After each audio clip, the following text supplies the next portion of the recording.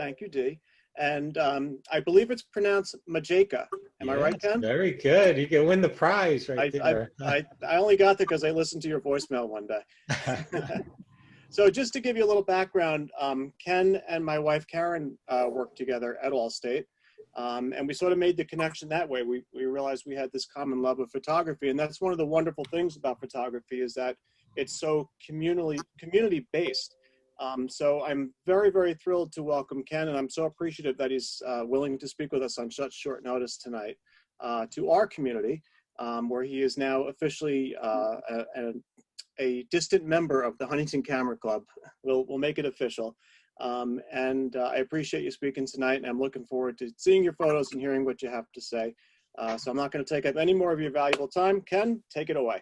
Awesome. Well, hey, thank you so much, Darren, and thank you, everybody. I do have a bit of a presentation. It's probably a little longer than it should be. So if it seems like it's running long, just tell me, hey, hurry up, Kenny, and when we do what we got all night, Ken. We have nowhere to go.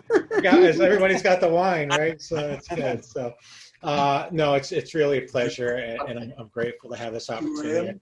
I told Darren this is kind of out of my comfort zone, and I'm really looking forward to it. So I'm going to try to share my screen. I'm going to enable the audio with there as well. I have a little bit of a slideshow to show the group, and then we'll just kind of jump right into it. And then, Mark, I have an area for a poll, so you'll know at that point in time kind of when to do that. Ken, I'm going to jump in 1 second and ask everybody to please mute yourselves, because as you're talking to people in your around you, it's coming across. So please, everybody, mute yourselves unless you want to participate and Ken asks you to. Thank you. You took the words right out of my mouth, Dee. I'm clicking on it. It's not muting. Oh my goodness. Let's see. To share your computer audio, please. I don't want to do that, right? Mark, you can mute me. Can you hear me? Yes. Okay, great. I got like a message.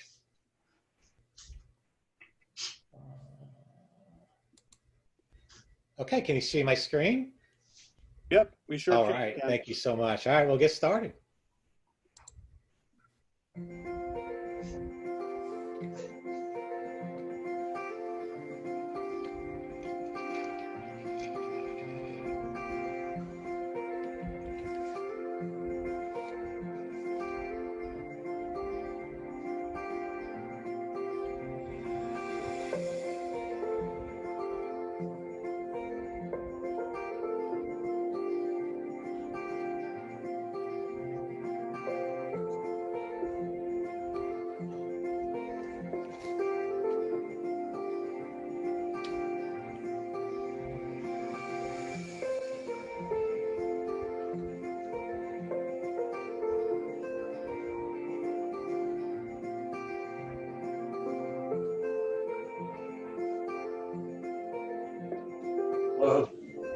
No.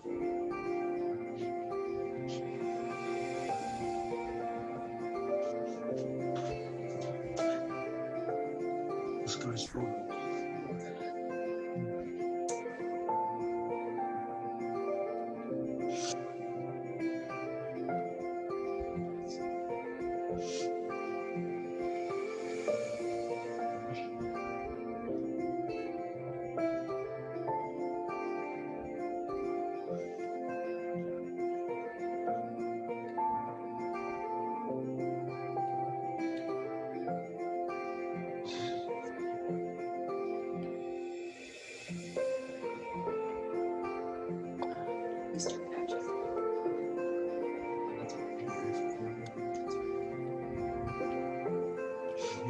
These guys are photographers. Look at that.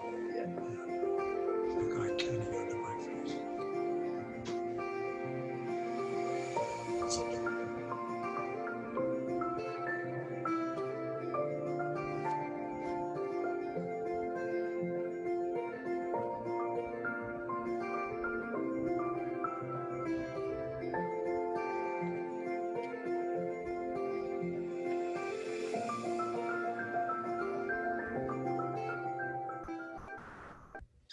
All right. Yeah, I thought this comic was fitting for me. These birds saying, "Hey, pretend you don't notice him," and sometimes that's what it feels like doing bird photography. So I hope you enjoyed that slideshow. As Darren said, my name's Ken Majeka, and I'm really excited to be here and just really share my passion with this group, and I really hope to be interactive, and maybe we could all learn something from each other along the way. So my agenda, just to tell you the group a little bit about myself, a little bit about Florida, where I live, and the things that are available to me specifically, and then some social media feedback. I'm not a big social media person, but I do have some philosophies, and I have some feedback, and I enjoy sharing my images on social media. And then just briefly talk about my equipment and the settings that I use, and then our journey, right? So our journey will be around, I'd like to talk about at least composition, how I look at composition on the beaten path, where I see a lot of my images, image selection, really what guides my decisions, maybe similar to yours as well. And then a little bit about backgrounds, backlighting and framing, very much like a person. I relate a lot of things to people photography, street photography, and try to translate that learnings into birds and wildlife.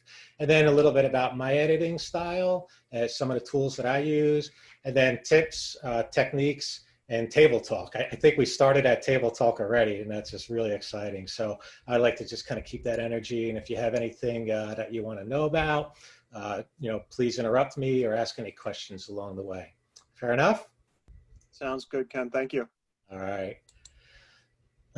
So a little bit about me. I'm just a regular guy. Keep it super simple. That's my life. I translate that into my passion for photography, how I approach kind of my bird photography, and really everything. I try to keep things as simple as possible, not over-engineer a lot of things, and just let my kind of natural instincts kind of guide me. I was born and raised in New Jersey, so I have a connection to the Northeast. Absolutely love it there. And I absolutely love it here in Florida as well, because it's almost like South New York. So I think culturally it's just a really good fit for me. My passion really developed as a child, a young kid, in the 110 film camera age. We used to go to Walgreens, buy the little cartridges, put them in the cameras, and I built like plastic airplane models and car models, and I would try to take the pictures with that 110 camera and bring the film to the store a week later, pick it up and see how well you did, and always trying to like compose different angles and see different things. And you look at today, it's instant, right? You could even see it live with your TV screen. So it's amazing how much technology has changed things. My first film camera was a Canon Rebel. Absolutely love that camera, and that really translated into like the DSLR systems as well along the way. But my first digital camera was a Sony Mavica. I don't know if you remember them. They were the 1.4 floppy disks in there, and I want to say they held something like, 15 to 40 images, where today, gosh, I don't even know how many megapixels would fit on a floppy. How many? How wouldn't even be able to fit one picture, probably, right? And so then I moved to Phoenix, and I spent 15 years in Phoenix. And during that time there, as I mentioned, my first digital camera was a Canon as well. So I progressed from an XSI, T3i, T6i, a 5D Mark III. My first kind of high-speed camera, at least frame rate, was the 7D, and then the 7D2. So I was fully invested in Canon gear. While I was in Arizona, I started a micro business around aerial photography, and I was building like radio control airplanes, and we were building drones before they were called drones, so they were called quadcopters. And the internet was just a really great place to learn about technology, photography, the engineering aspects of it. It really, all of that drone technology grew on the internet, before DJI even existed and things like that. So it's just fascinating to see, what we would invest $500 in within 2 years cost $25, and then that just progressed into where we are today. So that aerial photography business started on that level. And then, the FAA became involved at one point in time because it started to grow in popularity. And so I ended up using a digital DSLR and hiring a helicopter pilot. And I would fly throughout the valley every weekend, and I'd probably do about 4 to 6 jobs a weekend, mainly big construction projects, water treatment plants, big industrial complexes. Worked for a lot of project managers that would update their clients every week, every other week, every month on the status of their projects, and they leveraged those photos to do that. So it was a great little business, and it taught me a lot about photography in that genre. And then being in Phoenix, obviously landscape photography was popular. A lot of great mountains, a lot of the desert's just absolutely gorgeous. The skies are amazing. I saw my first vision of the Milky Way in Flagstaff. Gosh, I guess it was maybe 10 years ago, and I'll never forget that day. I was just absolutely blown away, and I was totally hooked on the Milky Way and astrophotography there as well. And then in 2015, I moved to Florida, and that's really where I gave all that up. I had such a passion for that type of photography. I gave up my aerial photography business. I moved with my employer, and but I was quick to discover like the wildlife was amazing. I noticed all these like fascinating birds, big water birds, egrets. I didn't even know what they were, but I knew they were like cool, And this image here is 2 great egrets with breeding plumage, and that's that dark green, only comes out certain times of the year. And I took this image at it was called Gatorland in Orlando. It's like a theme park with animals, a lot of alligators, obviously. And they have a rookery that you can walk through, and just allows for amazing opportunities. But I also discovered that you needed a long lens. So my first long lens I would consider was a Sigma 150 to 600. Absolutely love that lens. It was great. It didn't need a lot of light. We were talking about earlier before the call came to order about the Tamron G series lens, and that it needed some light, and it was the same with the Sigma. So then I went to a Canon 1-400, and I found I didn't really miss that extra 200. The lens was just a little bit sharper. I was able to crop a little bit more, and it was a little lighter. And it worked really well for me. And then I purchased a Canon 300 f2.8. That was the crown jewel in my toolbox, so to speak, or my camera bag. Absolutely love that lens. It was tack sharp. It was great. But then one day I was at a state park called Myakka State Park, and a skimmer came along behind me and just started doing what skimmers do. And I was like, wow, what a great opportunity, and the skimmer's skimming and he's coming right towards me, and I've got my 7D Mark II and my 300 2.8, and I'm blasting away, and I'm thinking, oh, this is so great. And I came home, and I probably took maybe 300-400 pictures of it. And I came home, and I was like, I got 5. I was like in focus. They were all out of focus. I was like, what's going on? I was just really disappointed. But that was a pivotal point in my kind of transition into Sony, and I did some investigating, and I did make that transition December of 2019. So not a year just yet, but a decision that I really don't regret.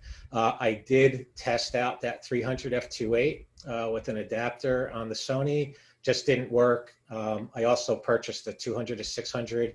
I did a lot of comparison shots. Different times of the day to see if I was willing to still give up that 300. And after a while, I made that decision. The camera body handled noise pretty well. And I said, yeah, I'll let it go. And I really don't have any regrets. Although I call the 2 to 600 an 8 o'clock lens, because it works best when the sun is up quite a bit. But is that a Sony, Ken? It is a Sony, yes. I apologize. Yep. No, it's okay. 2 to 600, yep. And then 80-20-10. So I'm 80% photographer, 20% birder, and really I have 100% passion for everything that we do here. So I'm sure, judging by the sound of the conversations earlier, we all share similar experiences with our passion. And then my favorite quote is, "The best camera is the one that's with you," by Chase Jarvis. He wrote a book on iPhone photography, and I don't think there's any truer statement. My wife takes better phone pictures than I could even dream of, you know.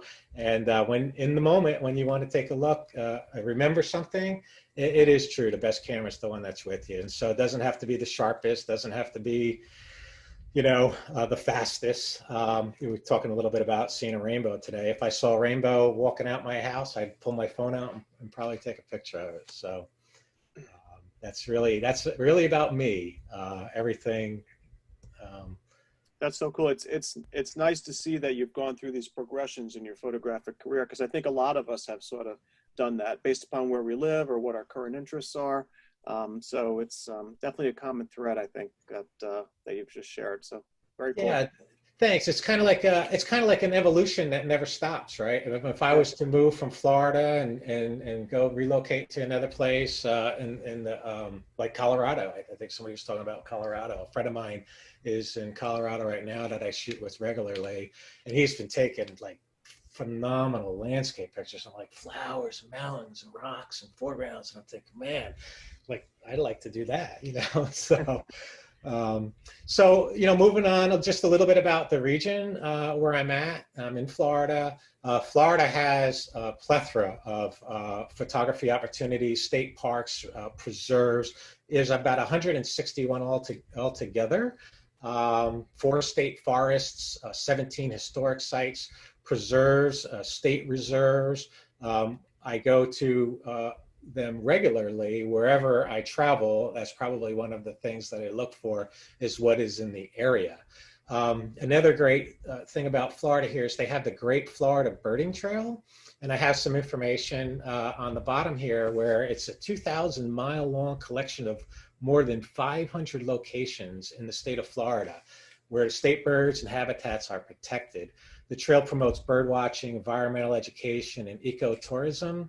And so as you're driving, and it sounds like a fair amount of folks on this call may be familiar with Florida, you'll see these little brown signs. And they might be on a corner of a street or kind of on a road with an arrow pointing in the direction where it would be located. And I'll regularly, if I see that sign, I'll regularly follow it and see kind of what is part of that trail.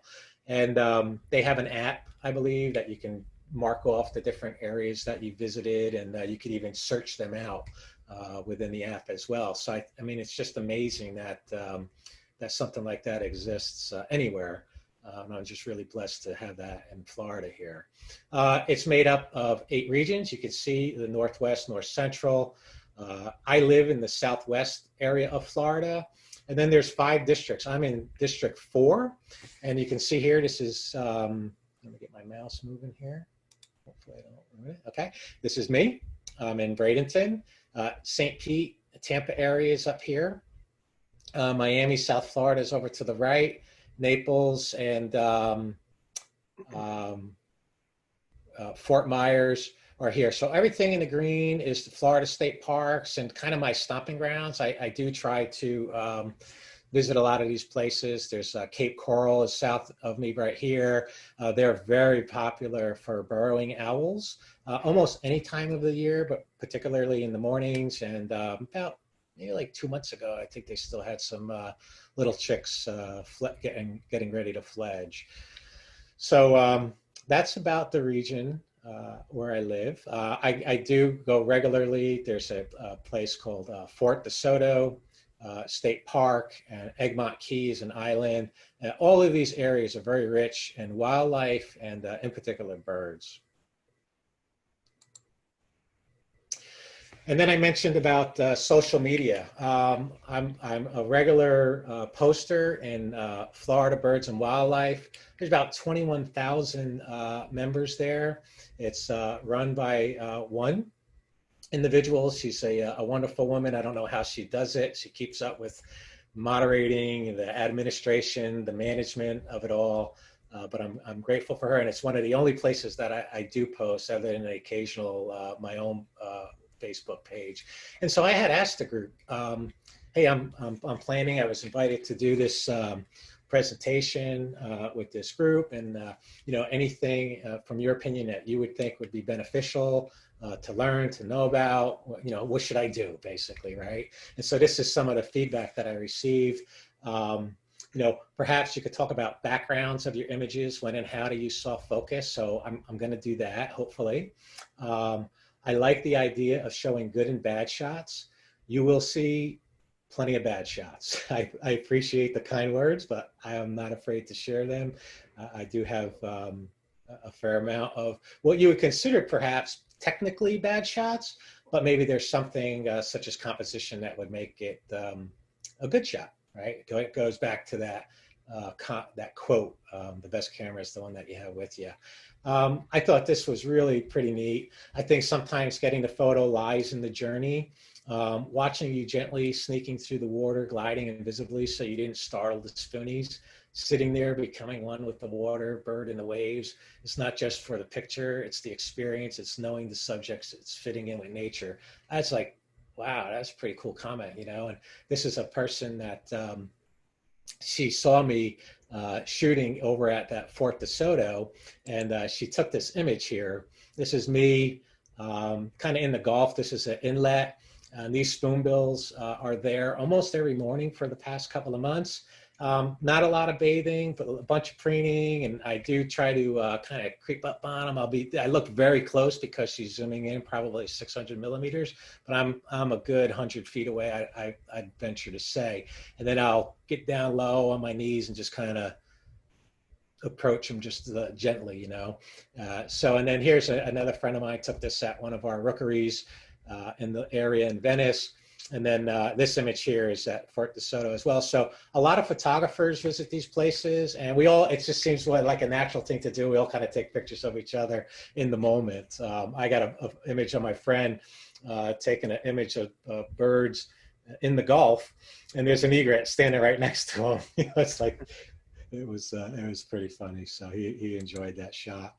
And then I just thought this was great. It's so representative of Florida. I want to Zoom with you, y'all. I was like, that's just classic. It's awesome. And then you should plan to go beyond the general information and share your process from finding location to getting the perfect picture and processing the photograph. And best times of the day, safety. I've seen bobcats and alligators here. What do I need to know to keep myself safe while my eye is on the viewfinder? I thought that was really great.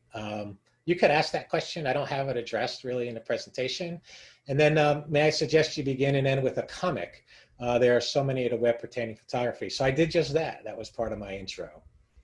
So, at the time that I was putting this together, there were over 60 comments. I think there's 90 plus as of today. So that's a fair amount of advice, a fair amount of feedback, really. And that's just the benefit of the world we live in today. I would never be able to think of all of that myself.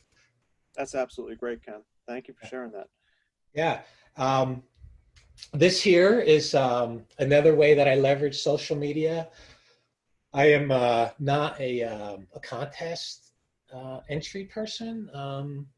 I suppose I could be sometimes, but I just don't have the time. I guess if I was retired or I had some additional time, I might consider entering more images into photo contests. But this one, I went to my local camera store, and they had a flyer there, a photo contest sponsored by Grant Jeffries Photography, he's a local artist in the area. And him and his wife were hiking through one of the trails at Robinson Preserve, and they came up with the idea to have a photo contest, and it was to donate to a charity called Give a Kid a Camera. And so they had this advertisement in the store, and I says, you know what, it costs $25, I think, to submit 3 images and pick a genre. I had phone photography, I had wildlife photography, I had landscape photography, so all of these different categories. Obviously, I selected the wildlife, and I took a bunch of photos. And I asked the group on my Facebook, I said, hey, if you had to pick 3, which would they be? I'll be entering them into a charity contest under the wildlife category. We had 2 days and 1 location to find our best opportunities. And so with that, I mean, you're kind of getting the vibe here, right? I probably could let things slide in, but I submitted these 2 bird images, and I also submitted these otters here. And this is an example of like not really a great photo, but this was in the rain. It was about, I don't know, 6:45 in the morning. It was early. The sun wasn't even out. So I had my Sony 200-600. I said it needs a lot of light. It's at the f6.3 200th at 2500 ISO. And it was so dark at one point, I had this little like, I don't know what, it's a Sony flash. It's a tiny little thing with 2 AA batteries. And I just threw it on there because I was like concerned I'm not getting these, but I never saw otters. Like I was so excited, and they don't show up very much over at this preserve. So I entered those otters into the contest. They didn't make it, obviously, but it was an image that I was just super excited about. And as you can tell, hopefully you can tell, they're not the best, right? Not the best composition. There's weeds, there's sticks. The fish is half eaten. This is just highly cropped in, but I really loved it nonetheless. I thought it was exciting. And so that said, I tallied up the votes from the people that liked each of the images. I had some raccoon tracks. I had an egret flying in the air. I had this anhinga here with the fish. I had a little duck, which actually was one of my other favorite ones. This spoonbill and a pelican, and the pelican and the otter were tied, but I went with the otter. And I won the contest, first place, second place, and best in show. And it was just absolutely amazing. I was thrilled. And for somebody that I don't consider myself good or anything, and I don't enter contests, and it was really for a good cause, I was really happy about it. And my wife took this picture with her phone. So she could have, I guess it's straight, right? She could have done a little bit better, but She did a nice job. Yeah, she did a nice job. But you're gonna have to start considering yourself good now, okay? Yeah, but this is social media. So I'll ask the group: does anybody use social media? How do you use social media? Any thoughts? Or anybody want to share their experience? I participate in social media a real lot. I'll go out on a shoot, and the first thing I'll do is process my favorite picture and get it up within 24 hours. Because to me, sharing my pictures with everyone else is as much a joy as taking the picture. It is. I agree. And we've gotten more active as a club in social media. We have our own Facebook page. We're trying to encourage participation in that, especially now that we can't get together physically. That's just another way to share our work, and I think a lot of people are enjoying it. Dee, where do you share your work? Dee, where do you share your work on social media? I have a website on Facebook, Seaside Travel and Photo. I use Instagram, and on my regular Facebook page as well. Okay, thanks. I'll check it out. Okay. That's awesome. I did look at your Facebook page as well, man. It's beautiful pictures. So you can tell contests. It seemed like images and just pictures from all over the place. Beautiful. Anyone else? Remember, you have to unmute if you want to speak, guys. I know there's a lot of Facebook sharers in our club. Quick question, Ken. But not for, I guess I ought to for some, serious photography. Mostly I put up snapshots. I near the beach, as do you, and I'll put up a beach every day, or every day I go to the beach, I post a picture of it. But I know a lot of photographers that use it for their business to get more business, and they use Instagram and Flickr and all these things. I guess I ought to, but I don't. So maybe you have some suggestions on how to use it. Yeah, good point. A lot of people do marketing on Facebook, Facebook pages, Facebook groups. Weather and lightning is really popular out here in Florida. And what's most interesting to me, and you've probably experienced it over there as well, maybe even more, because New York is just got so many people in the demographics, but I guess Florida does too. But the world is so small, and people recognize each other, and when you're sharing information or people want to learn something, they reach out. And as a part of social media also is I don't know if you've heard of like meetup.com. Yeah, sure. Yeah, and so I belong to a couple of Strobist groups on meetup.com, and really for me, because that's social, right? We communicate. We with the COVID, it's a little challenging these days to meet in person as well, but it allows me to learn. I'm really out of my comfort zone with people, right? And but people help and teach and learn. So that's a way that I personally use it to develop myself. Ken, do you find places to shoot through social media? Do you guys share information on where you go and what you saw where and here and there? Great question. Absolutely. Facebook has a suggestions, I guess, like app or something, or post. You could post looking for suggestions. And when people say like, oh, Cape Coral, they can pick like a specific location, and it'll tag it and with directions and more information, like their Facebook page you can go to. So yes, if I'm going to, well, as a matter of fact, my son, he's in the Army and he lives in Georgia. And so a few weeks ago, my wife and I were going to drive there. And on the way, I was going to stop at a state park on the beach to shoot terns.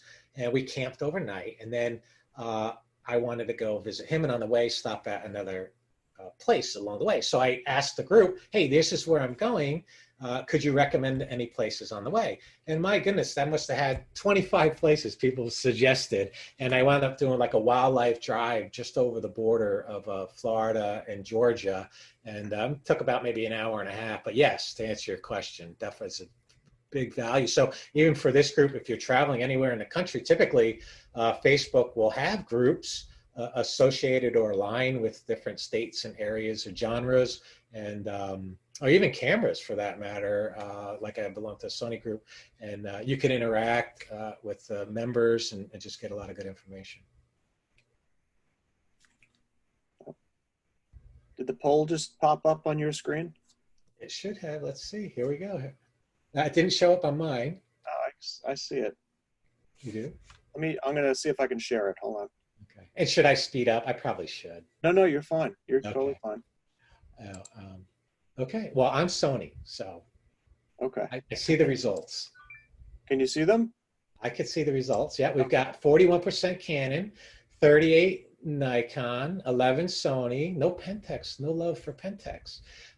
Fuji, 5%, Olympus, 8. Yeah, my buddy's got an Olympus. I have a story if we have time. And then other, 5. What would be other? I don't know. Polaroid. Panasonic. Panasonic, yeah. Awesome, Panasonic. Yeah. Yes. Or maybe even phones. Mm-hmm. Yeah, phones, absolutely. It could be anything. Well, that's really great. Yeah, so Canon, absolutely, almost a tie, right? It probably matches what the industry even sees, right? Good stuff. All right. So as I mentioned, I shoot Sony. This is my A9 with my 200 to 600. It was my Christmas present to myself. I did buy the A9 on Facebook Marketplace. The 2 to 600 I got from B&H. And what I really love about this camera, it's amazing. It looks, when I first saw it, I'm like, it's just so clunky. It's got all these manual dials and buttons and stuff. This is supposed to be the digital age, right? But my goodness, each one has a function. So, it's a lot of analog controls, buttons and knobs. It is incredibly programmable, 11 programmable button options. So each one of these buttons you could program to a focus point, system, a function within the system. So there's 72 functions that are available to assign to these buttons. It sounds like a lot overwhelming, and it is. There's a lot of tutorials on YouTube. There's a gentleman, his name is Mark Smith. I am a huge admirer of him. He shoots Nikon as well as Sony. He does these amazing tutorials and video. Like, I don't know, does anybody know Mark Smith? Yeah, one of my favorites. Yeah, right. I mean, the way he tells a story, and I don't know, how would you describe him to somebody that doesn't know him? Very low key, good photographer, and he's an educator as well as a photographer, Yeah, which is really nice. Yep. yeah. Ken, is it Mark Schmidt or Smith? Smith. Mark, oh, check him out. Thanks. Yeah, check him out. It's just amazing. And if you're into, You're one of my favorites. yeah, he tells a story. You get the vision. It's just really an incredible human. So let's see here. I have a hyperlink, but I forgot what it was there for. Oh, yeah. So I talked about my skimmers with my Canon. So this was last week. I think this was over at Fort DeSoto, and this was about 2 weeks prior. So this skimmer here, he was skimming in a pond, maybe, I don't know, 30 feet by 15 feet, probably filled with 20 egrets and reddish egrets and all kinds of stuff. And I'm like, how in the world are you navigating through all of this, you know? So it was just an incredible experience for me. And I absolutely love the camera because I was never really able to get images like this consistently with the other bodies that I had. And then just some general equipment, a gimbal. I don't use one regularly. Very occasionally I might use it. I have a carbon fiber tripod, Photo Pro Max. I destroyed it in 3 weeks. It was terrible. I put it in the water. I had it in the sand. It has those twist knobs. The sand got all in there and stripped out. And I asked the manufacturer if they had those little plastic bushings. And they say, hey, we'll just send you another unit out. I'm like, oh, wow, thanks. So I haven't got it yet, but hopefully you didn't forget. But I thought that was pretty good service. And then I have an aluminum Manfrotto, which is probably my go-to if I use a tripod. I think this is really, it's heavy duty, and it's been with me for a long time. These are some camera bags, a Think Tank limo for my long lens. I can keep the lens cap on with the body, and it fits perfectly within this bag. This is my favorite bag though, a Mindshift First Light 30 liter. It's a front load. If there was one negative at all, it would be that, because when you put it on the ground in the sand and in the dirt and whatnot, and then you put it on your back, you're transferring a lot of that onto you. So that's about the only negative there. And then a Pro Tactic 450. I like this bag. It's the first version, and it's rear loaded. So if you can combine these two bags, I think the world will be a great place. And then I have a Canon Pixma Pro, and I have this here, this advertisement. I don't know if anybody's familiar with it, or this is from Slick Deals. To have about twice a year, B&H Photo, Adorama, they'll run these big rebates on these printers, and it's almost free. You know, $250 rebate plus 50 sheets of paper. I think that's about a $50 value. So all in, you're getting a printer for like $10. I've got two of them. I got one in my closet. My wife yells at me all the time because it's taking up a lot of room. Hey, Ken, Yeah. a tip of something that somebody had told me a long time ago for your tripod, and it's really simple if you're handy at all. If you cut PVC, plain old PVC pipe, about 1.5 feet long, and glue the caps on, then you can slip them right over your tripod legs, so they're going in the water, and you don't have to worry about. Yeah. It's cheap, it's simple, and it works great. That's a great idea. Absolutely. If you want to hold them in place, if you're handy, if you drill a hole in the side and get plastic thumb screws, then you can screw it in. I just recently did that, you know, to hold them on there, so I don't have to worry about them falling off every time I have to run away from a wave. That is an excellent idea. Thank you so much, man. That's Works awesome. good. I like that idea. And then the last thing here is my handy dandy Autobahn Field Guide to Florida book. That's, I probably go reference this thing all the time. So I really like that. Moving forward, here's a little bit about the settings that I use with the Sony. It has 693 focus points, covers 93% of the frame. This is a pretty good graphic from Sony.com. It talks about, the speed of the subject, the predictability of the subject, and then what type of focus would be most appropriate. I tend to lean towards flexible spot, small for slow subjects, that are predictable, large for unpredictable, maybe a little bit slow and unpredictable, and then zone for sure. And I have a button program for zone, so I can move from flexible spot to zone just by pushing a button. So if a bird is perched on a branch or something, and then it starts to fly away, or if I see another bird flying in the area, I could just push that button and then boom, I lock on, it's in the zone. And life is good. So here's a couple of images that represent that type of focus system. Little purple gallinule over here in a bush. I was shooting this through some weeds. You can see kind of, this would be like, it wouldn't be bokeh, but what'd you call that? Probably has a name, right? But I'm focusing on the eyes, going through the bushes.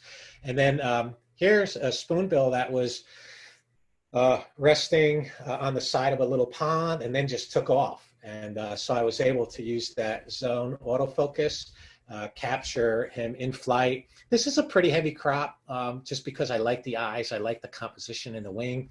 And then this is a tern that was diving in the water. I don't know if you've ever seen terns. Sounds like you guys live in an area where you might have those birds. They are erratic. They're fast. It's just incredible to try to capture them, and that's something where I would use these options here. Are you and then, using back button focus? I don't use back button focus, and I really should. Do you? That would be a good poll question. How many people use that? Yeah, I do. I do. I do. Most people, right? It's the best. Yeah, I know. That's what everybody says. I'm like, I don't know. I use it all the time, even when I'm not doing bird photography in flight. I'm so used to it now. I just use it all the time. Yeah, I know. I hear that from everybody, and that and auto ISO. A lot of people use. I don't. I'll show you kind of how I do that. But yeah. And then I have here the Hail Mary setting for the Sony users here. I don't know if you're familiar with it. Most people I speak with are not because there's a little bit of setting up to it in the menu system. But it's my name, Hail Mary. And what it is clear image zoom. And it's an in-camera function that enables 2x with any lens you own. The best part, unlike cropping and normal interpolation, you lose little, if any, detail when zoomed in. Your file size remains unchanged, so it's full sensor, and there's zero light loss. The maximum aperture f4 remains f4. So that is just absolutely incredible to me. Here's an example of some great blue herons in a nest, and the parent, the adult, is feeding a fish to the kids, and I could not see this with my eye, and I did have a tripod and at the time, and I used this feature to it, and I got this picture when I came home. I was like, wow, this is a little bit of a crop as well, but this is a pretty darn good image for not knowing what was going on in the bush. So this was effectively 1200 millimeter shot. So Ken, is it a digital zoom? It is. There's two functions to it. So there's clear image zoom, which is defined like this. It's like lossless, uses the full sensor, and then there's digital zoom. And the digital zoom actually goes to, I want to say on some lenses up to 4x, and you get that kind of digital, like if you kind of get what you see what you get. Right. So there may be a little bit of that like digital pixelation kind of thing with that thing. I don't use that very often, but I do use clear image zoom, and I call it the Hail Mary because what do you got to lose, right? It's like, okay, I'd rather get something than nothing, and it doesn't have to be great, right? It's not going in National Geographic, but this is just, I thought this was just really cool. The downside to it, as referenced here, is that you could only shoot JPEG, and you could only do a single shot, so you can't do continuous. But I have used it with like a bird that was on the ground and then kind of went in flight, and just used my finger to, fire away. It's a really neat feature. I don't think any other camera line has that. Ken, did you notice when you switched from Canon to Sony, did you notice the Sony focusing system being much better or a little bit better, or what was your experience when you made that transition? So the Darren, right? Yeah. Yeah, I don't have my gallery. Okay. Yeah, so you know what? I say that it was like going from a paper airplane to an F-16. I mean, honestly, it is just, it is so fun to shoot. And maybe Nikon, I got some friends that shoot Nikon and they say, oh my God, the camera's great. It tracks this and that. But like the Canon didn't, like my 7D Mark II just didn't. It had what it had. And so I'll shoot like the skimmers or fast birds, and it tracks them, and you follow the focus point, tracking them. And to me, that's just fun. Like I was a big video game person as a kid, and even today I like video games, but it's kind of like playing a video game. It's crazy. Thank you. Exposure. I'm not going to get deep into exposure, but this is just how I use exposure. I ride the ISO. So the 200 to 600 does need a lot of light. That's typically the lens that's on there. And I use what's called zebras. So on the mirrorless camera, you can see the exposure in the viewfinder.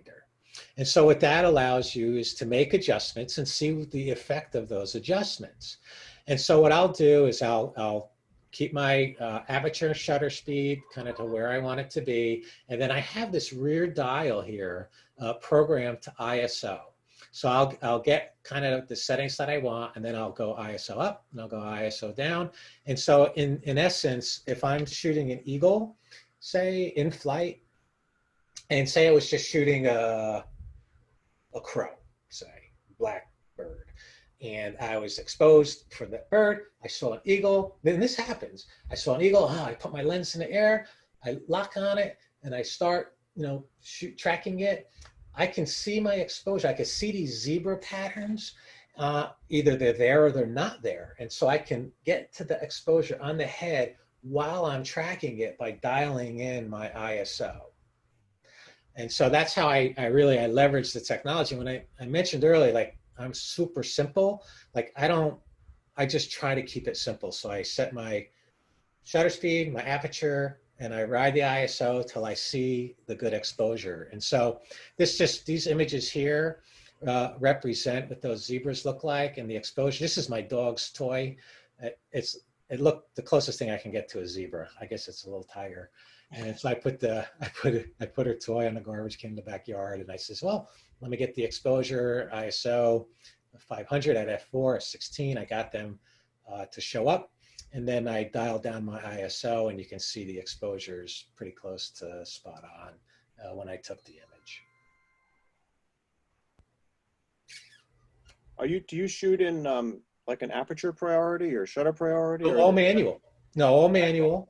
Yeah, and that's what I mean. I set my shutter speed and aperture to where I want it to be. If it's depth of field, the sharpness. If I can squeak f8 out of that lens, depending on the environment, I try to expose to the f8, but I'll do it through dialing in the ISO. Right. If that makes sense. Interesting. Yeah, it's an interesting technique, and I run into a lot of folks. Sony's super popular out here. A lot of people are transitioning to that, and so we have, obviously, like you all, right, have conversations, common interest, and we get talking, kind of that the little technicalities and things like that.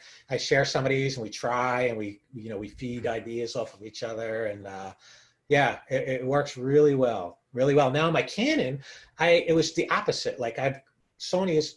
The brand has just completely changed everything that I've ever known about photography. Like the technical part doesn't exist almost, right? Like I don't have to worry about it.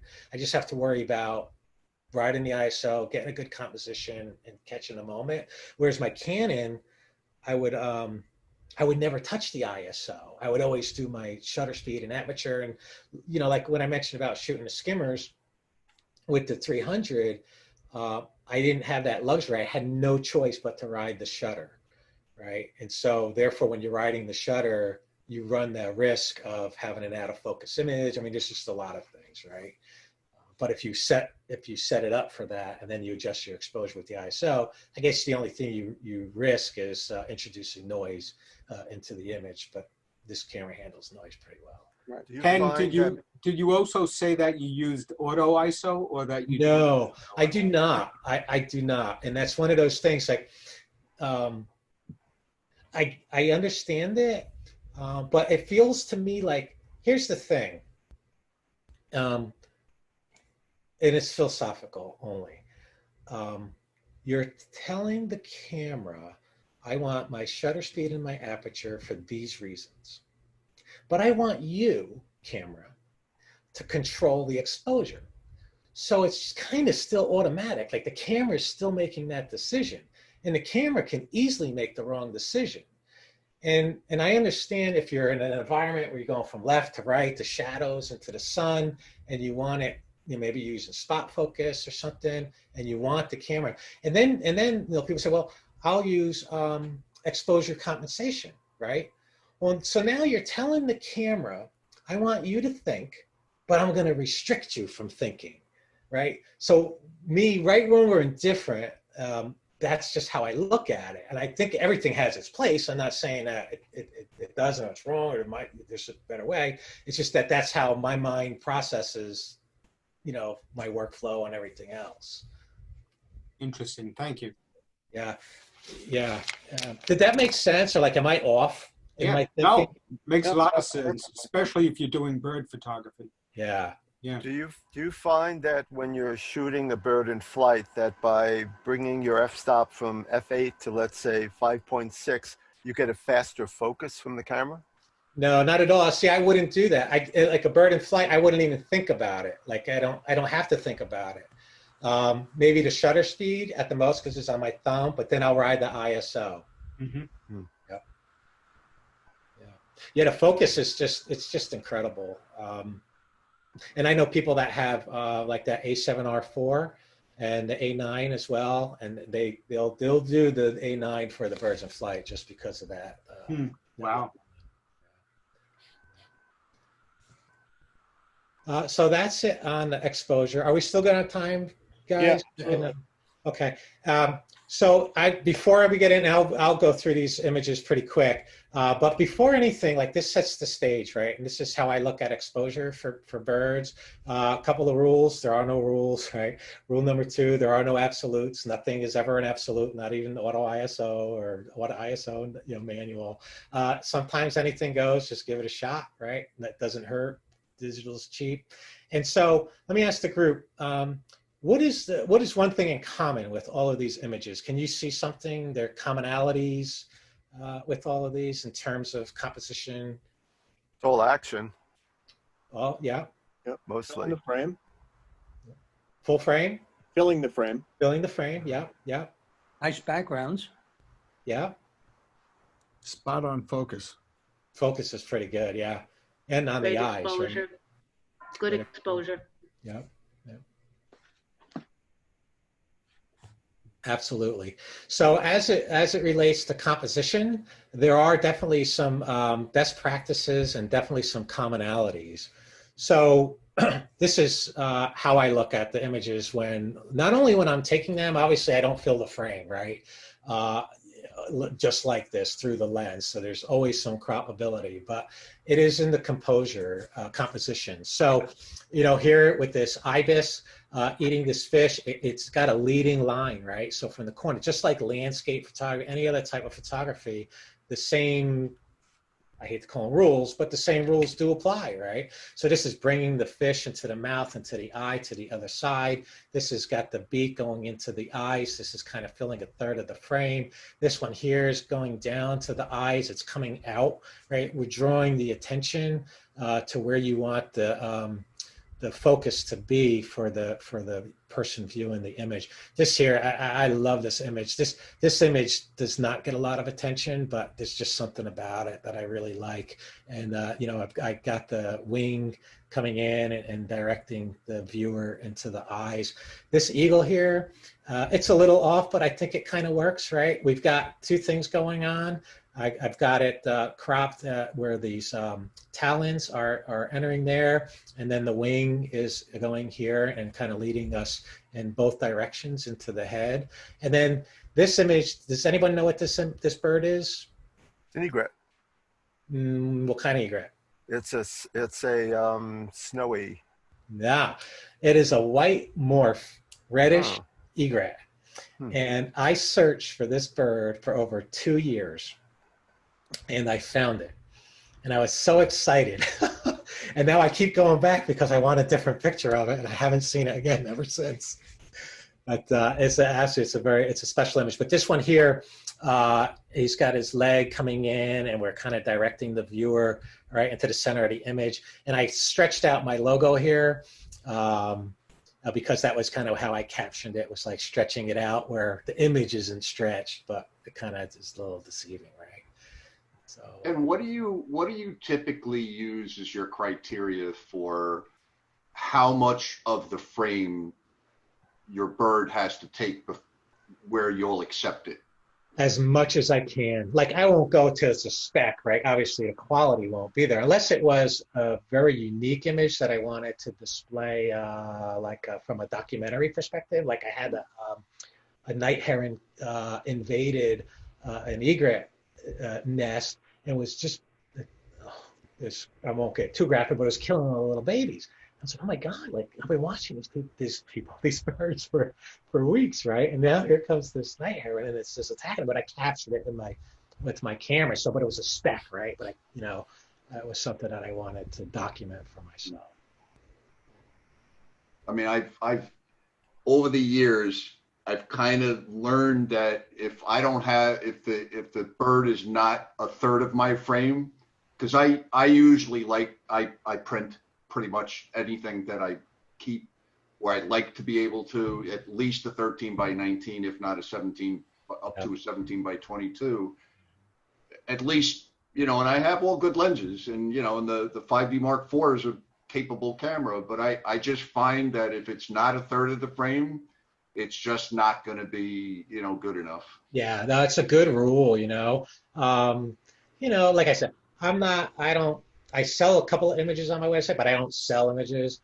I don't even try to. A lot of people reach out. So I use that same rule, right? The closer, the better. I restrict the images that I have in my gallery to what I want them to be printed out as. Paper, size, format, and everything. Again, I don't do it as a business, so I don't feel bad about that, right? Like I don't give them options and whatnot. But yeah, I do use the same rules. And the closer, the better. Yeah. Yep. The one thing I will say, people, based on what I'm seeing here versus what I saw on your website, I think PowerPoint through Zoom, there's something. These things don't necessarily look razor sharp, but when you look on your website, people need to go look there. They're magnificent. Yeah, thank you. And some of them aren't. And that's why I said, in the beginning, like, I'll show you the bad ones too, right? And they're bad for different reasons. Some sharp. And again, because I guess I don't sell, like do it for me kind of thing. I'll like tone them down, if that makes sense. And I'll show you my editing technique a little bit, and I'll try to get there quickly because I don't want to take too much of your time if we're good with that. But thank you for that. I appreciate it. Like this screen that I'm looking at now, I don't use all the time, so they do look really bad, extra bad, because this is a bad screen. I really want to see your editing technique. I'm very interested. Okay. Yeah. So I'll go through these slides here on the beaten path. So I mentioned about the state parks. There's a lot of things, but really I find a lot of my images just on my way to work, on my way home from work, around the neighborhood. This is the Skyway Bridge. I have here kind of highlighted in maps because a lot of people I communicate with online. I'll show them and tell them where the birds are, when they're there, kind of when I see them and outline things. This was a pretty cool image. I captioned it Getting to the Point. And then one day I saw this gentleman here, and this is this a McCoy? Macaw. My wife tells me, she always corrects me.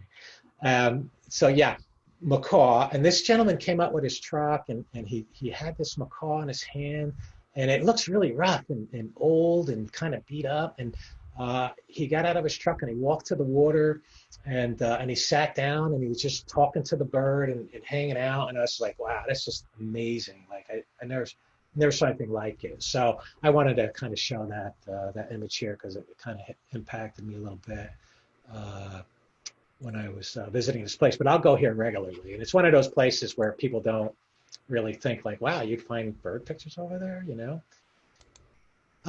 This is on my way home. So I come down I-75. I live off of 75 and 70, Lowe's Home Improvement. There's a couple little ponds. I shot this eagle here in a tree. It's loaded with wood storks. There's a little hill here. This is a pond with some trees that cast shadows into the water. This is an ibis. I captured over here this tricolor heron. And, you know, it's interesting. So, well, how come all of these birds are there?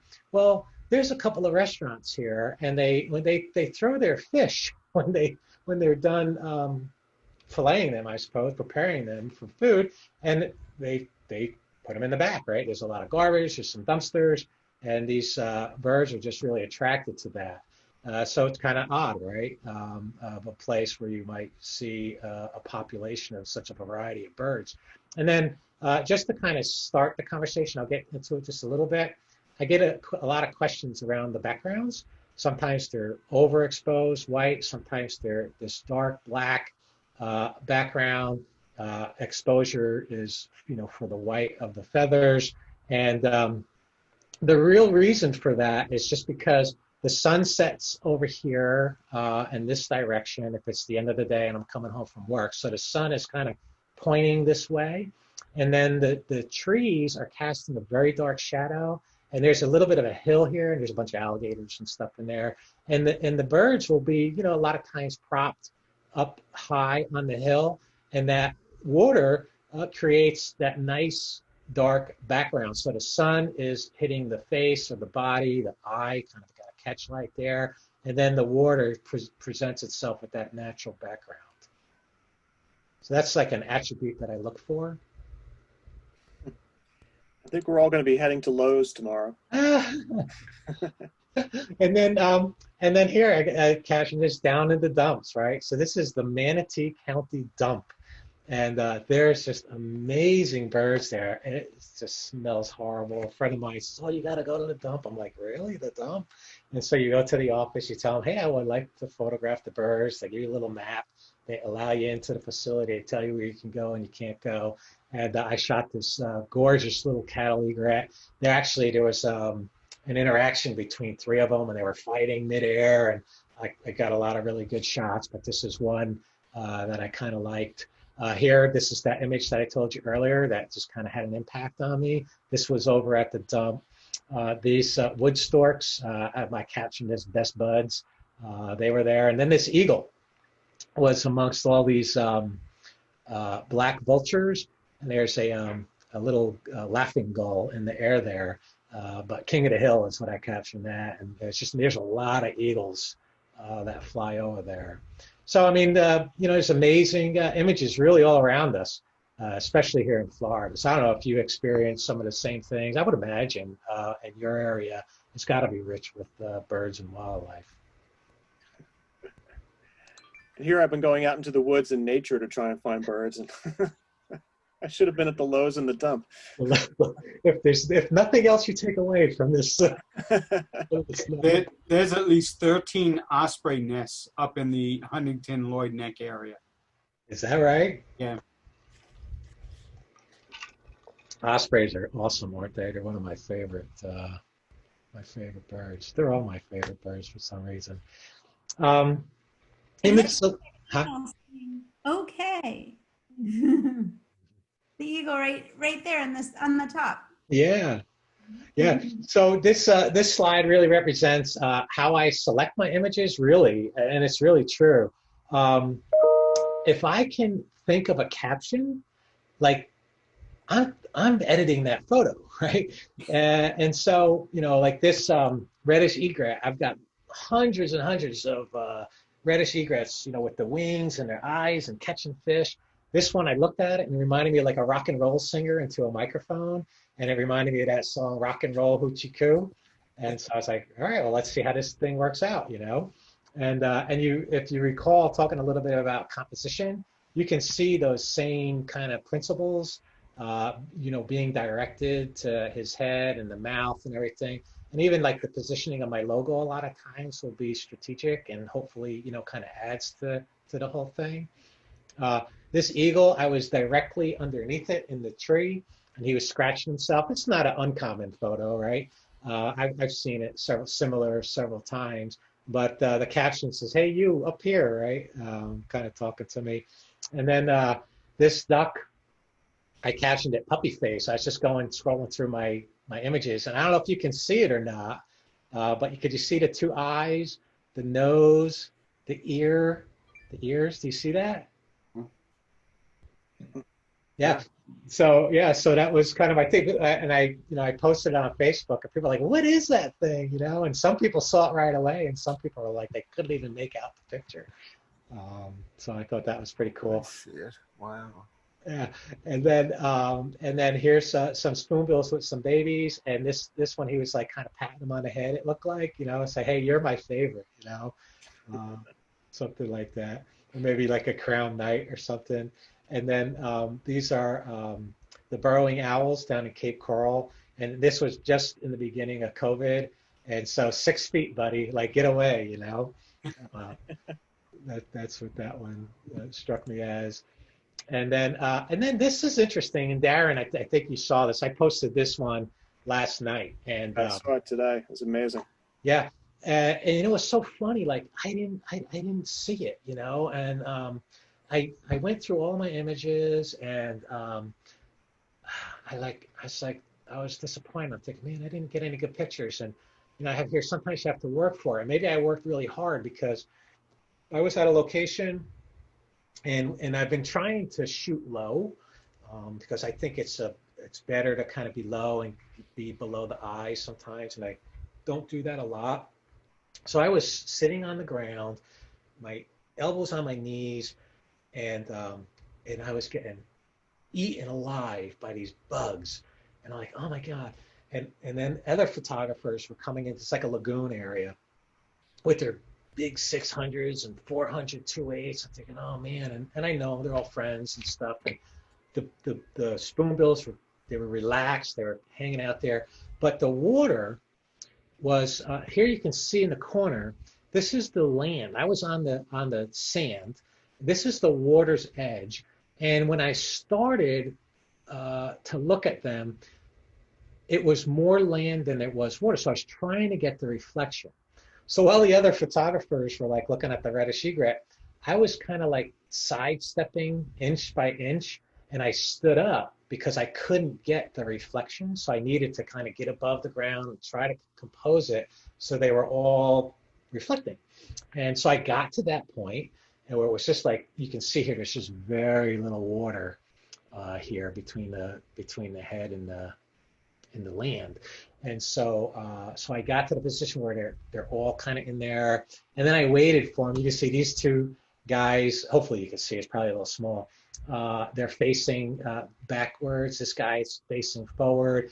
And I waited, and all together I took like 32 images. And then finally I got one where they were all positioned almost symmetrically, right? And again, that technique, that leading line, a little bit from this corner going in, it kind of makes that V, right? There's just a lot going on. And at first I didn't see it. I was disappointed. And then I'm like, well, maybe I got something here.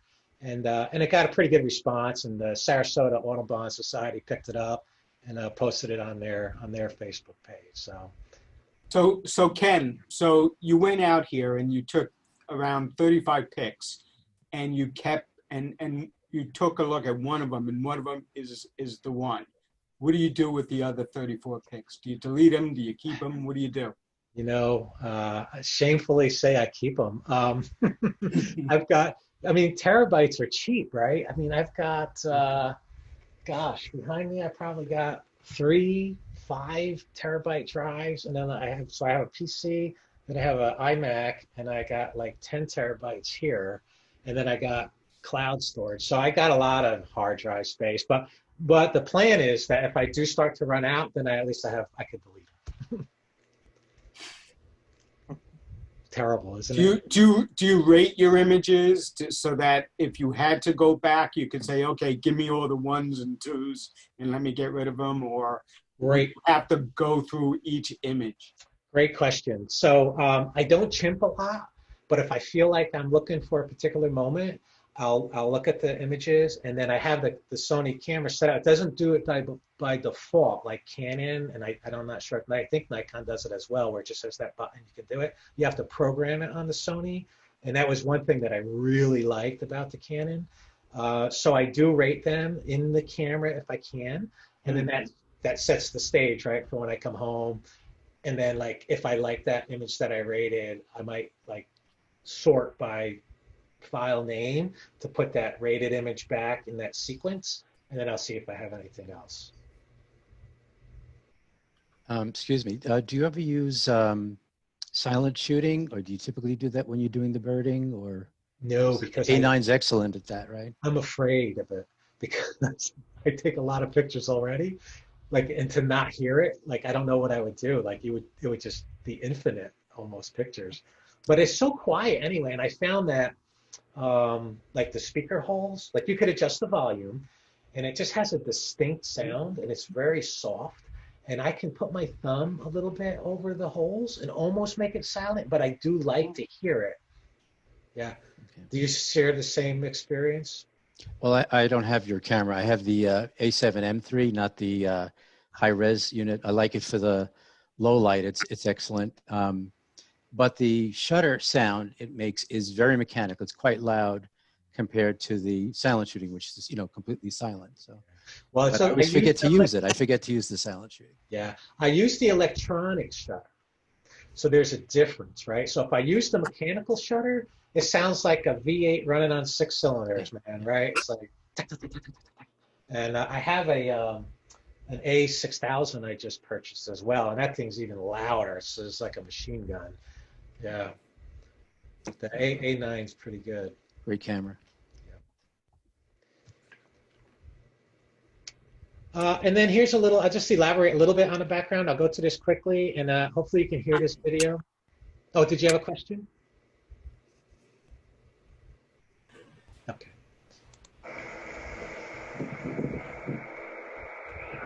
So the water's dark. The sun is almost to my back entirely.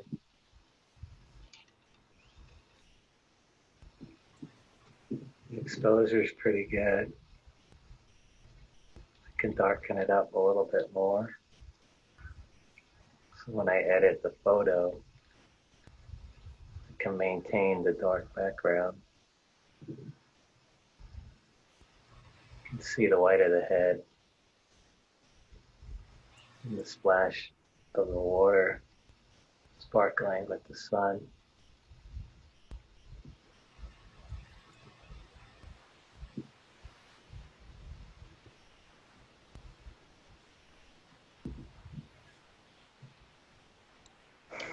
Oops.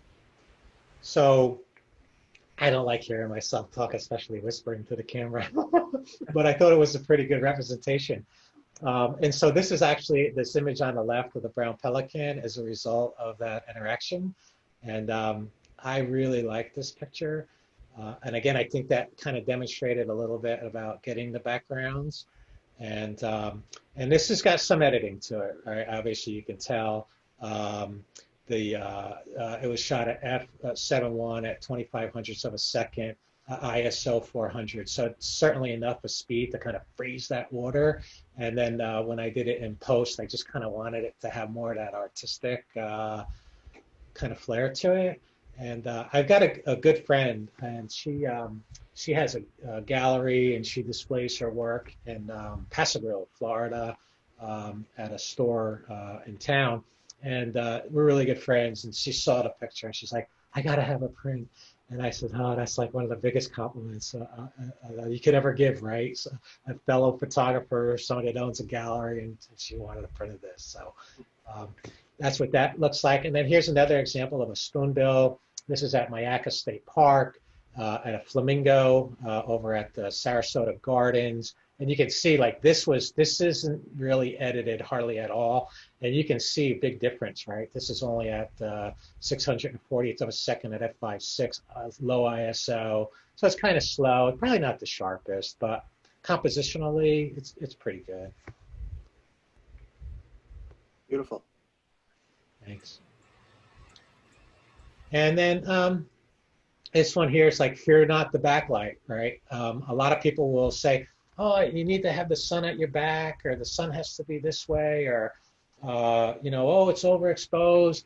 Here's a good example. I thought of what backlight can do for you. And again, very similar to humans, right? You want to get, if you've got a model and you're doing strobes in the front, position like a hair light, kind of get that glow background. Obviously, you have to expose differently for, for the shadows. But I thought these were some pretty good images that represented backlight. This great blue heron here is in front of this red background. That's a tree that was like a dying tree in the fall. The sun was, it was sunset. So settling in the west, I'm facing north.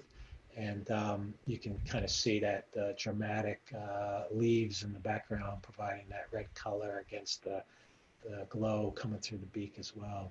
And then some sandhill cranes. This is at Lowe's, actually. That's a great place for sandhill cranes. This goose was over at Lowe's. Every year, she lays her eggs, about 4 or 5 of them, and they never hatch. I don't know why. And this here is a anhinga. Again, this is totally in the sun. Like, just shouldn't happen. You can see how blown out it is here in the back of the feathers. But I think it works, right? Like, it's like, don't be afraid to try it. A lot of people, don't underestimate what the cameras are capable of doing, even in the worst of conditions. And this is probably the worst of conditions, this shot right here. Ken, will you look for background and wait for your subjects to come into it? Or more focused on the subject and then worry about the background later? No, that's a great question. So I don't try to, well, there's no absolutes, right? So I don't primarily focus on getting the subject to the background as much as getting the background to the subject.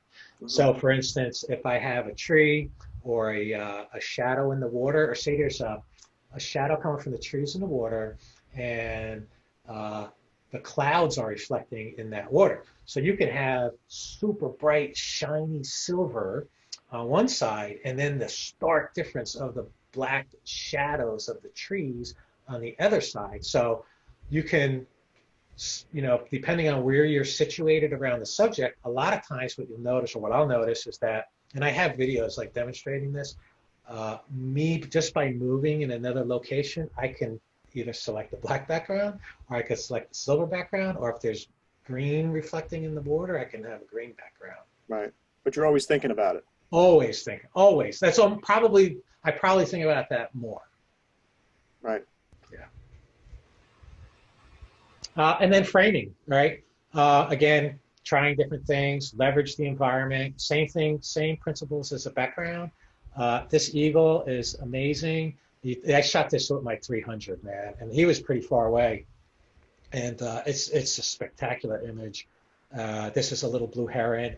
I was focused on the nest, which is about maybe 200-300 feet away.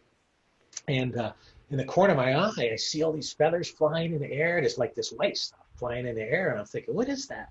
And I look, and it's feathers. So I start walking down here, and I see it, and I'm like, oh my gosh, this eagle's like preparing this little blue heron to bring to the nest to feed the babies. And then all of a sudden, he took off, and I started, snapping away. This was with my Canon, and when I looked at it in Adobe Bridge, I says, wow, this looks pretty cool. Like obviously there was ones behind the sticks, ones after the sticks, and then this one just happened to be just right.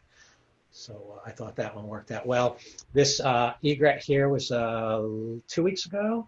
We had a rainstorm. It doesn't typically have water in this area here, so you can kind of see the bushes and the trees.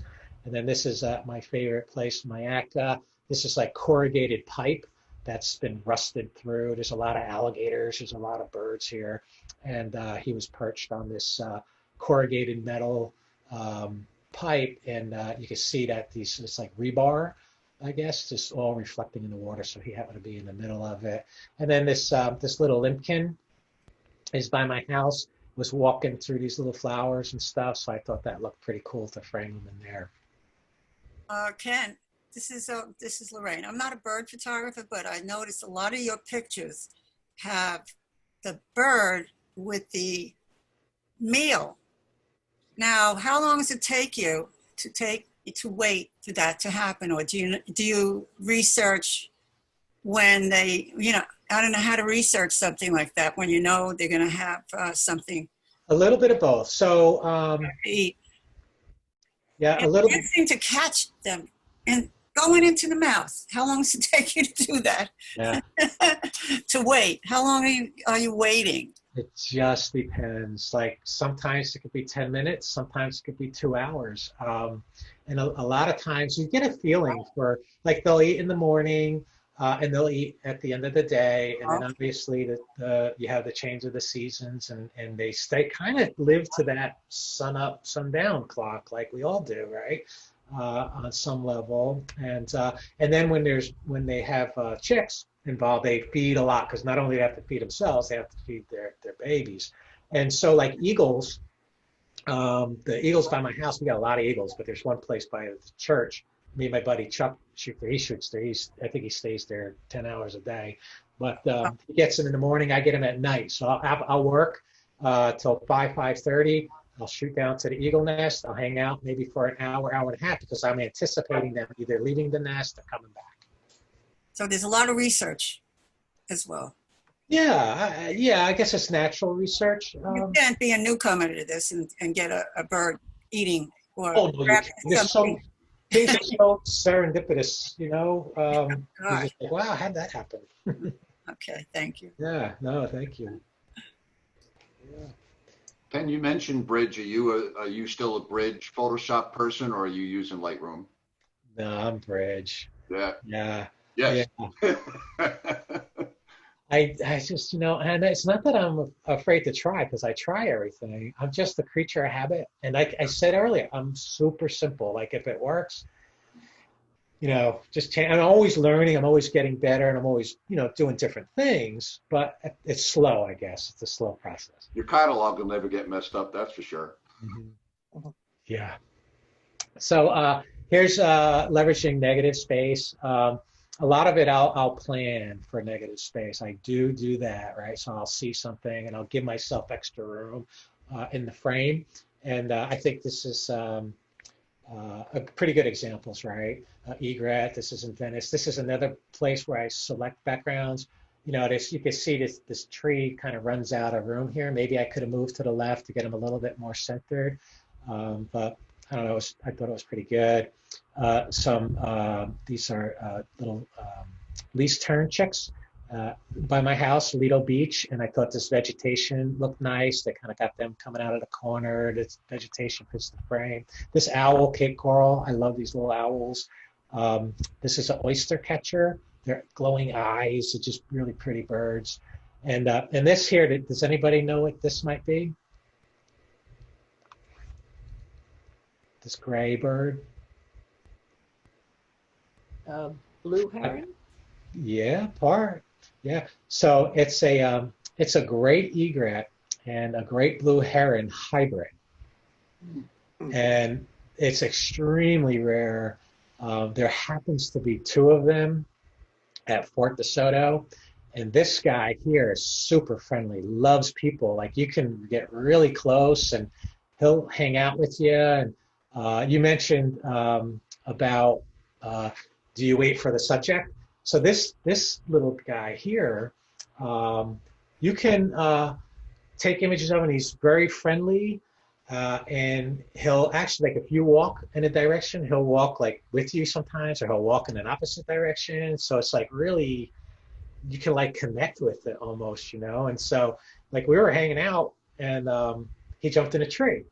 And so I have the picture at the very end of the presentation, but I'll show you that picture. But it's pretty cool to make that connection with wildlife, especially a bird like that. And then just here's an example, like digital art, just messing around, really. Saturation, painting, colors, you know, for these two examples. But what this kind of does, it trains me a little bit to say, well, I like this digitally. Can I somehow replicate something like this without going through all of that stuff, you know? Can I get backlight, and can I position the anhinga maybe to the back of its body, and in the sun coming from the back somehow? So it helps me, you know, get a vision. This is actually an image, a picture, not really edited other than the crop, but the sun was rising. Here's an osprey sitting on top of a garbage can, I think, and I just positioned him there. And then again, here's like a little spoonbill, overdone, you know, but again, I'll look for this pose, and I'll say, can I get this pose with minimal post, you know what I'm saying? Where the pink, he's embedded in the pink of the feathers. So that's why I try to do that kind of extreme stuff. And do you do a lot of high key? I'm sorry? Do you do a lot of high key? I do. Well, here you go, right? So this is a reddish egret. I mentioned to you the clouds. The water, there's no breeze, obviously, right? The water's just flat. The ripples in the water from him getting the fish. The clouds are reflecting, just exposed for the body, and get the background as bright as you can. Like, that's pretty high keys. Beautiful. Yeah, thanks.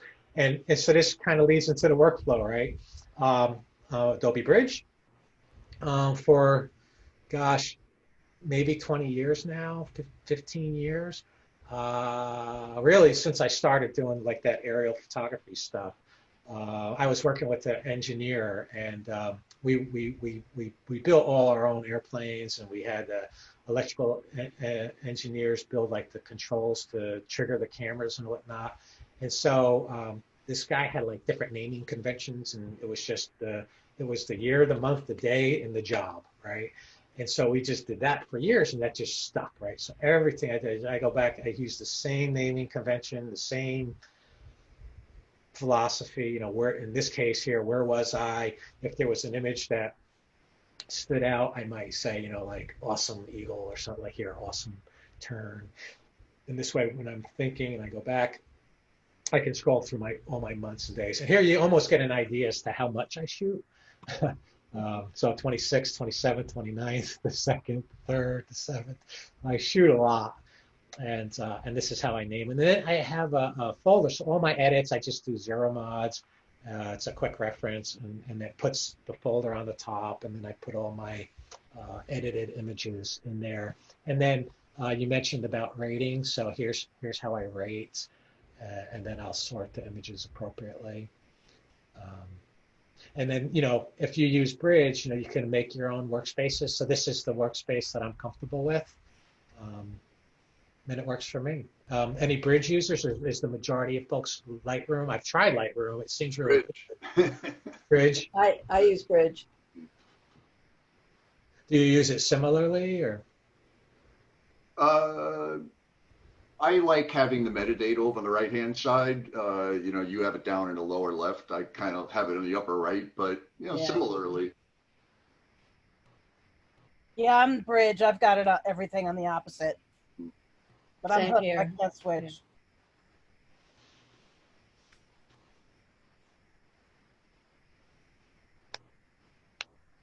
Did I lose you?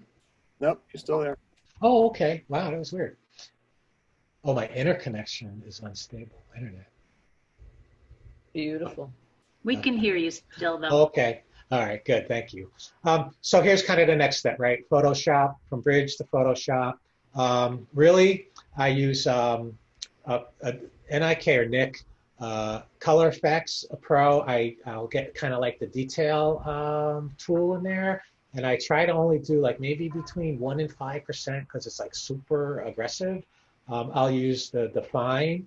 I'll use the sharpener output. And there's no method to it. I just kind of do the same thing over and over. Maybe I'll adjust the sliders. And then I'll use the oil paint filter. And this oil paint filter, it's easy to overdo, and I overdo a lot. But I use it almost like a noise reduction almost, or I'll say like, I want to like smooth out the pixels, and you get that kind of that silky effect sometimes, and it almost dulls down the sharpness. And then I just started doing. I used to almost destructive layering with my dodging and burning, and I would make a copy of the layer, dodge, make a copy of the layer, and burn, and then I would change the opacity. But now, what I'll do is I have this little macro set up, and I'll create a 50% gray layer and overlay, and then I'll use my dodging and burning on that layer. I don't have it represented here, but this would be that layer, and then I would do dodging and burning there, and without destroying that layer, and it's easier to go back. So I'm learning every day. I learn something. What's your preferred method of learning, Ken? Do you take classes online? Do you read books? Do you just experiment? Yeah, so definitely YouTube, but more trial and error, more than anything. There's a couple of good magazines, like Costco will have the magazines from the UK. Photoshop, I forget the specific name, Photoshop User, I think, has some tips like that. But the internet, there's so much available. And then from other photographers. Right. Yeah. And then I recently transitioned into a drawing tablet, and it's a game changer, man. I think that's why I went to that layer, that overlay layer for dodging and burning. And I went through, what do we got here? 4 of them. So my first one I ordered in May was the Wacom. It was small. I couldn't get used to it.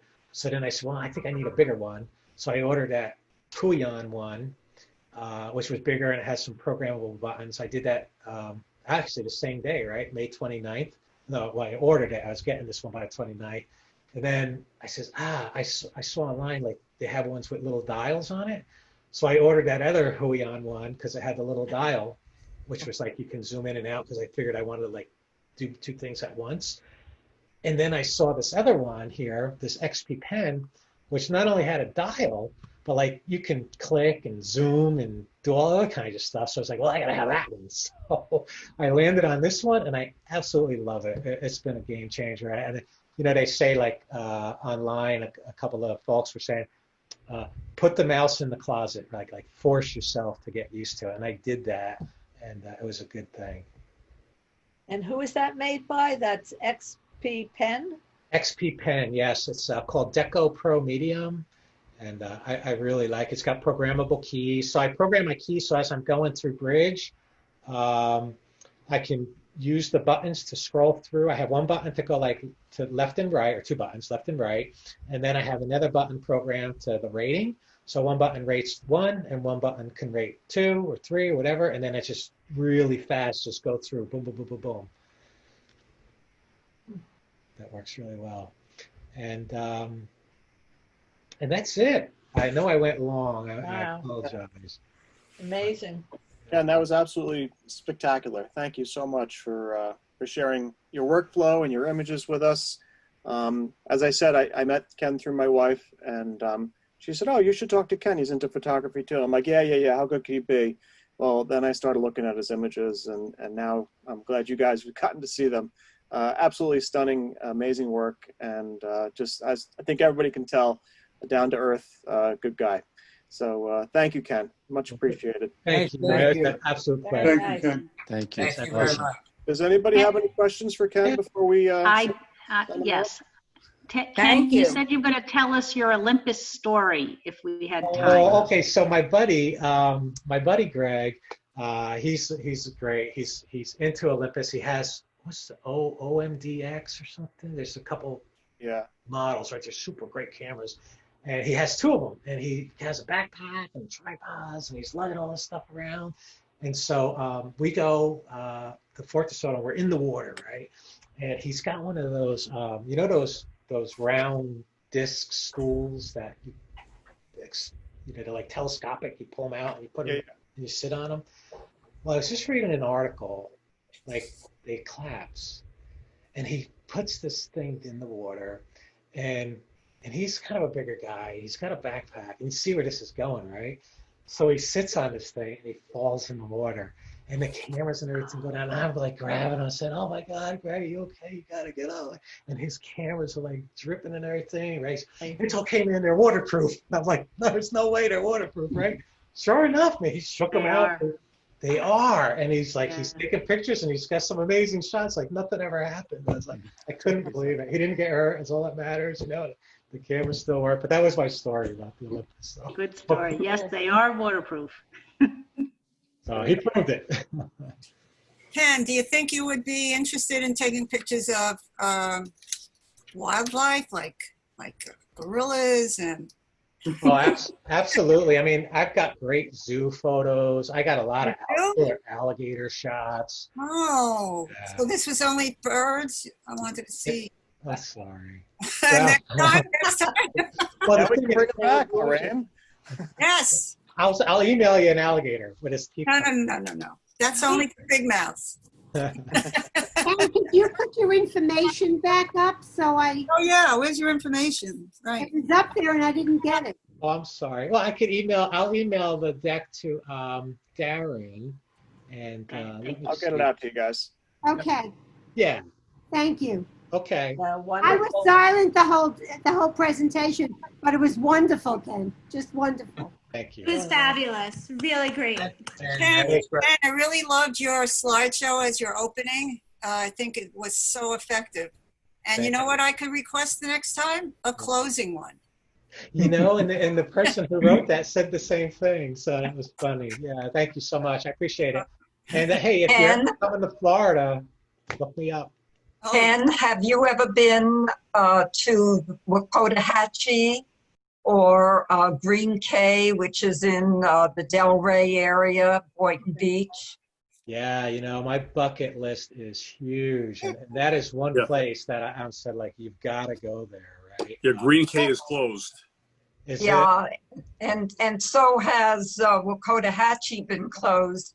We came back from Florida July 2nd, and we spend the winter down there, and unfortunately they closed it early, so I didn't get all my birding pictures that I usually get in at that time of the year. It is, yeah, it's tough now because even now they're like closing early, they're opening late, they have trails that are closed. That's been interesting. Yeah, but now we have to go to the garbage, the garbage bins. Or swing by Lowe's. Does Home Depot have birds too, or is it just Home Depot's got birds? I was at Chipotle and they got the little, I don't know what kind they were, those little brown birds. Well, thank you, Ken, so much. Thank you, It's been Ken. great spending the night with you. And Thank you, Ken. Thank you. Thank you.